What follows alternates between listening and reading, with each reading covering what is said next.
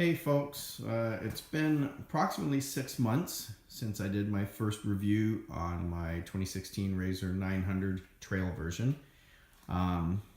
It's now mid-March, we're in the cold weather of winter, just waiting for spring to come. I figured I'd give you folks a little bit of a follow-up on what I found and also some add-ons that I've put on and other accessories, and give you a little bit of feedback. I have had a couple questions on the other review that I did, and I'll see if I can address those as well.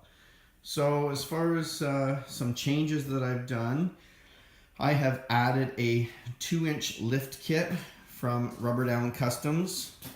Unfortunately in my garage here, I can't really get far enough away for you just to get a good overall view of the machine, but it lifted the machine almost exactly 2 inches. It is a bracket lift.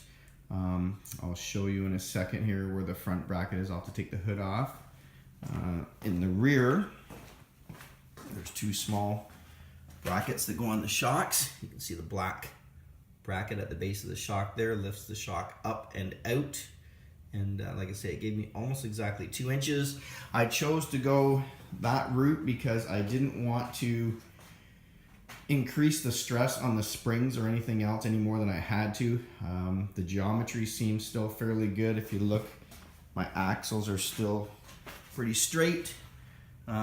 Considering, I mean, they're not perfectly straight, but you know, they're not at a crazy angle either. I also added 1.5-inch wheel spacers. I don't know the brand of them actually. I bought them from Princess Auto. You can see them in behind the rim there. Or not Princess Auto, sorry. Royal Distributing. Just to give it a little bit of a wider stance. With raising it, obviously you're going to increase the center of gravity a little bit. I didn't want it to get tippy.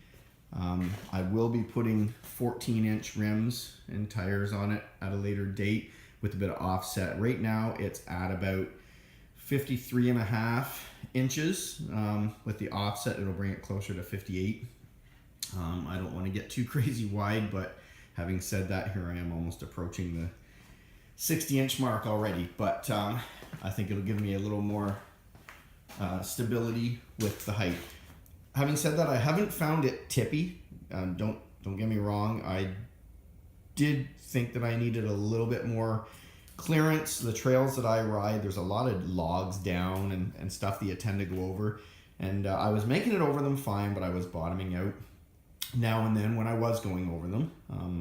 Not that that's a fault of the machine. I chose to drive over them, but I think this extra couple inches will just give me that little bit more, and I'll be clearing some of the larger rocks and so on a bit easier. I'd like to do a little more rock climbing and some serious hill climbing this year. A little more detail on that as well. This machine, I find, it's my first RZR. I think I said before I came from a quad. You're never sure on, you know, the stability of the machine and what it will do, what it won't.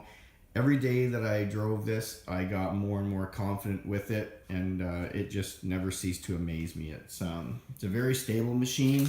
I'm sure the 60 inchers or the S versions are probably more stable, but I can't complain for what this is. It's very stable. I never once felt that I was going to tip. There was a couple times that I put it in a pretty serious angle, and I thought, oh, here we go, but it would have been my fault totally. I knew what I was getting into. It's not that the machine surprised me in a bad way. It always surprised me on the good side of things. So I'll get into the lift kit a little bit more in a few minutes. Some other things I've added the seismic mirrors, side mirrors. These are the aluminum ones. They're breakaway. I'll do a little more detail on that in a few minutes. I have added UTV giant lower doors to seal up the cab a little bit. We found that you get some mud coming in and dust and so on when you're riding, and a little chilly in the fall as well without the lower doors. I'm not sure what's going to happen in the summer, if it's going to be too hot with them on or not. I don't think so. I think there's still going to be enough air coming through the cab. I don't have a windshield or a back net or anything, so I'm sure the air will still fly through there fine. What else did I add? I made a license plate bracket. I don't know if you can see it very well. It's checker plate aluminum, painted black. Before I just had the license plate bracket basically tie wrapped to those two brackets behind the seat, and it wasn't a very professional looking installation. So this is a little more professional. It's sturdy, it's solid, it's mounted up there. I have put in a Kimpex box in the back. We'll look at that in a little more detail coming up here as well. What else have I added? I've changed my GoPro mounts a little bit. They're not actual GoPros, these are no-name brands, but I have a rear-facing one here. And at the front of the machine, I have my Wasp cam facing forward. I haven't tried this way yet. If any of you have watched my other vids, you'll see that my other videos, I have the camera between the seats on the bar at the back there facing forward. It does the job, and you can see the occupants in the cab. You can see, you know, us working the steering wheel and so on, but I would say 40% of the screen is my head, and between myself and my passenger, it's our helmets that you're looking at. So I wanted something a little more open. I'm hoping that this will still pick up a little bit of the front end of the machine. Otherwise, you tend to lose your sense of depth as to what you're riding and so on. And please no hate mail about the little tree hanging there. That was a joke. My wife's always booking me, so I hung one there to make it smell nice. So it's a joke. Yeah, some other things. Oh, I've also added a Magellan TRX7 GPS. That I have used. I have had it out with that, and I can give you a review on that coming up. I have added a 12-volt outlet with a USB port on it there as well, and I have also added a battery tender to the battery, as well as a USB connector that I can discuss a little bit as well. So without waiting too much longer, I'll start on some of the things that I've described and tell you some of the findings that I've had over the past 6 months of riding. So the first thing we'll get to is reliability. Have I had any issues with the machine? Has it ever let me down? And stuff like that. The short answer is yes and no. Yes, I did have an issue with it. No, it did not break down and leave me stranded, but I did have to take it to the dealership. Without making it a overly long drawn out story, what was happening was it was cutting out. It seemed to be mostly when I was climbing like hills and stuff, and I thought maybe the fuel pump pickup wasn't picking up gas. Like it was almost like I was running out of gas. It wouldn't stall, but it would be as if you let off the gas. And when you're halfway up a hill and that happens, and you know, it's scary because you lose your momentum. It's dangerous. It's outright dangerous. Then it did it 2 or 3 times, and I thought, okay, maybe I had some water in the gas, something going on. I don't know. I put in some fuel line cleaner and so on, went through all that. Thought I had it fixed. The next time out, it happened 3 or 4 times. Finally, the 3rd or 4th time out, I think on one of my videos you can see it, it was almost undrivable. I'd be driving for 10 minutes fine, all of a sudden it would just like, bleh, it would die. It wouldn't stall, but it would just die and come to a crawl. What I did notice when that was happening was at the back, I got the box in so you can't see, but anyways, on the top of the motor, I discussed in my first review that this machine is drive-by-wire. It's a throttle body. There's no cable. That throttle body has to reset itself. It finds its home position, I believe. I don't know the details, but when you first turn on the machine, you'll hear like a high-pitched, almost like a whistle. It's the same noise that the cordless drills make for some reason. It must be a servo of some sort. Anyways, when this problem was happening, when I'd shut off the machine, that whistle would stay going for, well, I let it go as long as like 8 minutes one time before I finally restarted the machine and it stopped. In a normal circumstance, that whistle should only last a couple seconds. It's about the time your fuel pump shuts off. It's just resetting itself. So I thought, maybe it's the throttle body acting up and causing it to die out. I mean, it kind of makes sense. It sounded like a fuel issue. I took it into my dealership, and actually I'll just give them a quick shout out. It's Todd Equipment in Cavan, and they did not let me down. They looked after me. It was under warranty, mind you, so I mean they should have, but I've heard horror stories and these guys were great. They took the machine right away. They took it for a test drive the first day, and of course it wouldn't do it, but they didn't give up. They went out the next day and it did. It acted up, and they looked into it. They changed the throttle body, and that wasn't the problem. So I ended up with a new throttle body, which I didn't need.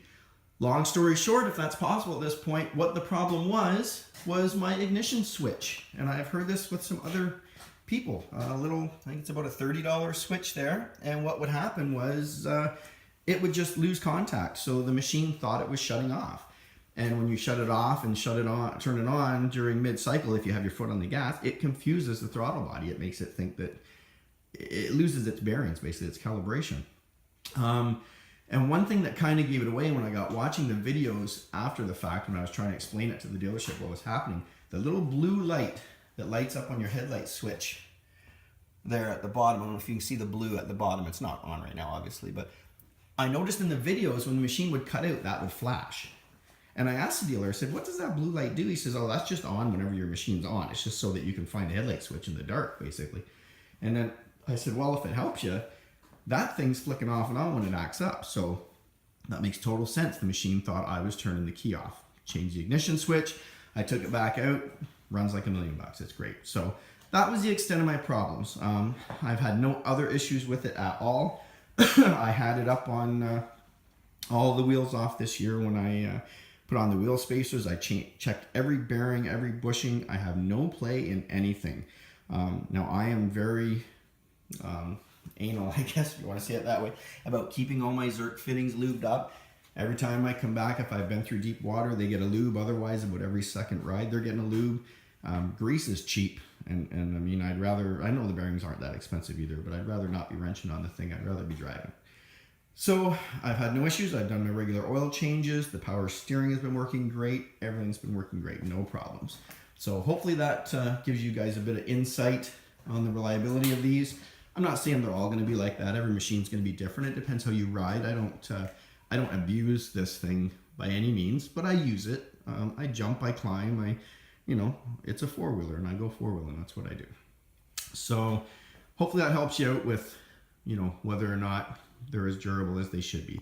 In my opinion, yes, they are. I didn't let that blip with the ignition switch get me down. My dealership looked after me the way they should, and I'm very happy about that. So I'll discuss my lift kit, show you what it's all about. I apologize for the noise. My furnace just kicked on. It's like minus 12 degrees Celsius here right now. I'm lucky I have a heated garage, but unfortunately that requires a furnace kicking on now and then. So I apologize if the noise is annoying. It'll kick off shortly here.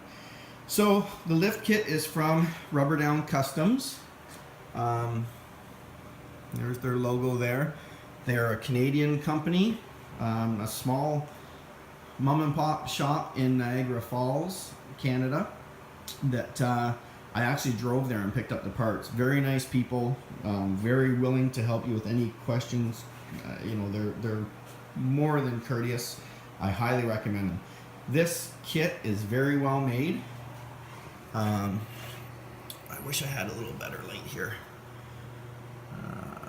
Let me get a light and we'll try this again. Okay, I have a light here. There's the bracket. You can see with the 3 slots cut in it there. It's I'd say 1/4 inch thick steel. It's powder coated. It's not spray painted. There's no burrs on it. It's very nicely machined. There's a bracket on the front side of the frame and a matching one goes on the back. You're not going to see it, but there's basically 2 brackets sandwiching the frame. The shocks are bolted through it. All new hardware provided. You don't have to reuse your old stuff. All the instructions are there. They even tell you about moving this little tie wrap down here so that you can get your hoses around. Like the instructions are very thorough. It was probably a 45-minute job to do the front. I could have done it a lot quicker, but while I had it apart, I was checking things out and doing it nice and neat and cleaning and so on. If you wanted to rush through it, I'm sure you could. The back brackets, I think I showed you earlier. It's just a matter of these 2 little brackets that, once again, very well made. I wish I had them off to show you. They're CNC cut. The welds are TIG welds. They're beautiful. This isn't cheap stuff. This stuff is gonna last. And the back ones was like a 10-minute install. There was nothing to it.